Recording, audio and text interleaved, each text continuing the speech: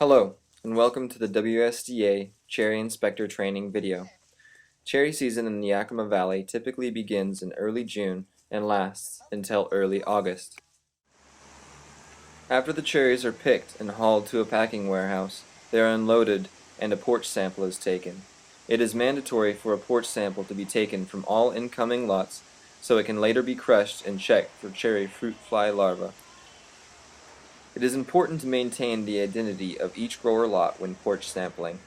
Inspectors should periodically observe the selection process if performed by warehouse personnel to ensure it's being done correctly. Here, we see bins coming from the receiving area, getting ready to go into the hydro cooler. The cherries are dumped into the hydro cooler so they can be bathed and chilled. This firms the fruit before it makes its way through the sizing, sorting, and packaging.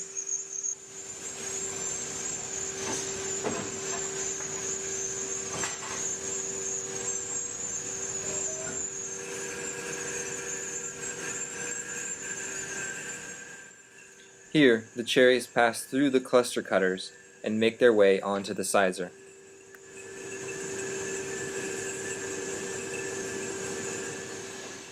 The sizer is made up of pairs of rods, narrow at the top and wide at the bottom, that allow the cherries to drop out and be categorized in row sizes, and then pass through these tubes onto belts to be sorted.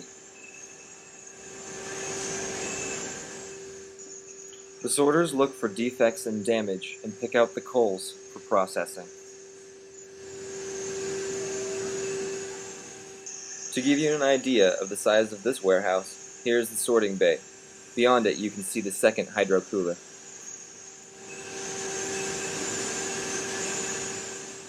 After the cherries pass by the sorters, they are again dumped into tubes and are carried on to another hydro cooler.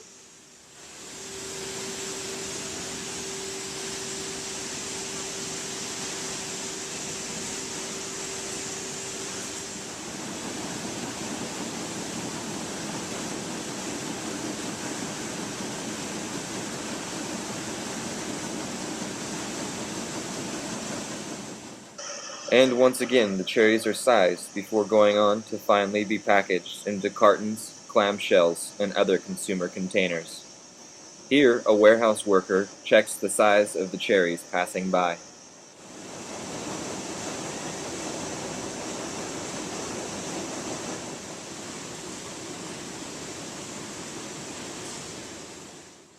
After the final sizing, the cherries pass through these canals and are put onto belts that take them to be dumped into cartons and weighed.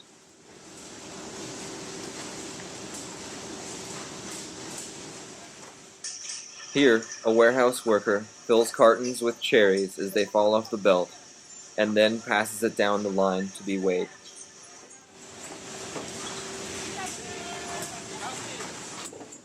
Here, another worker weighs the cartons, and since this is a California lot, she pulls the required amount of cherries from the carton and places them in the bucket at her side. For large lots of 40,000 pounds or more, it's required to take 2 cherries per container. For medium lots, 4 cherries per container, and for small lots, with supervisor approval, 5 cherries should be pulled.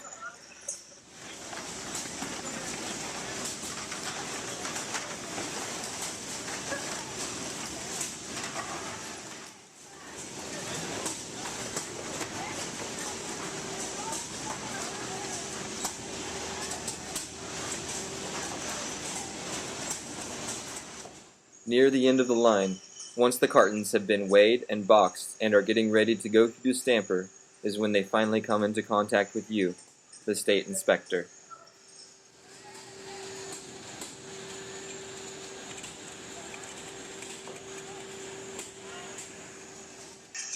This inspector has been keeping track of the number of cartons and the row sizes passing by to make sure that she is maintaining the correct sampling ratio of 1.5 to 2%. As she pulls the sample of 50 cherries from bags, she counts them out and places them in a pile on her inspecting tray, near her size ring and note sheet.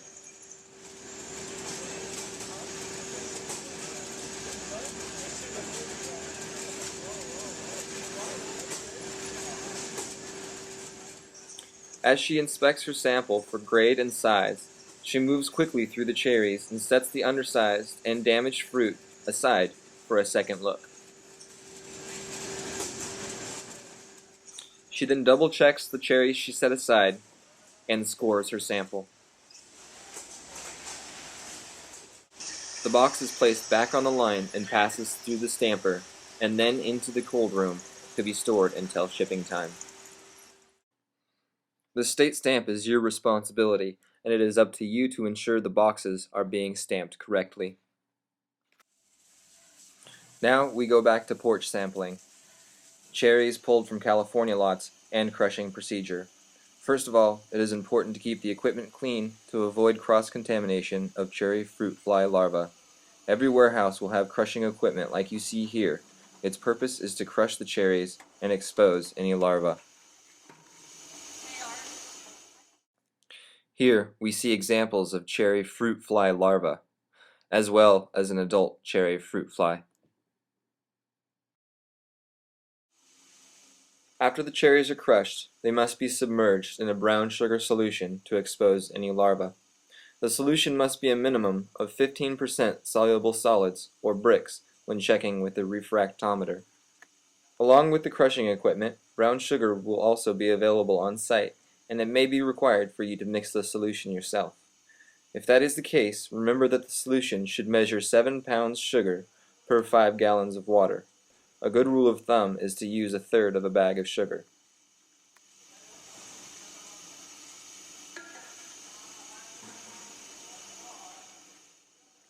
After you have crushed and submerged the cherries, let them stand for 5 minutes to allow any larvae to rise to the top. You may use a defoaming agent to get rid of excess foam. After you have checked thoroughly for any larvae, dump the cherries and the solution through the screen so that you can reuse the solution and get rid of the cherries.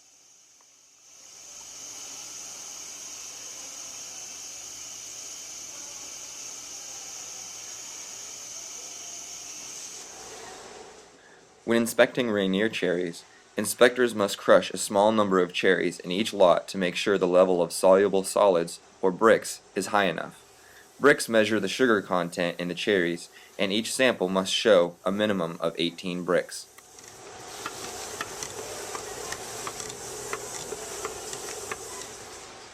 After using a potato masher and a coffee can to pulverize the cherries, this inspector pours the juice into a small cup.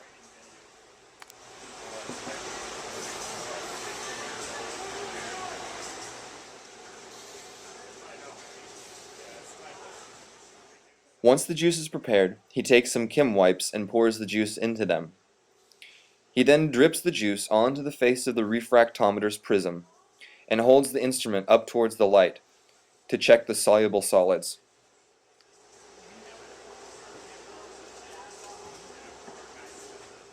As with every other piece of equipment we use at the WSDA, it is imperative to keep everything clean and in good working condition.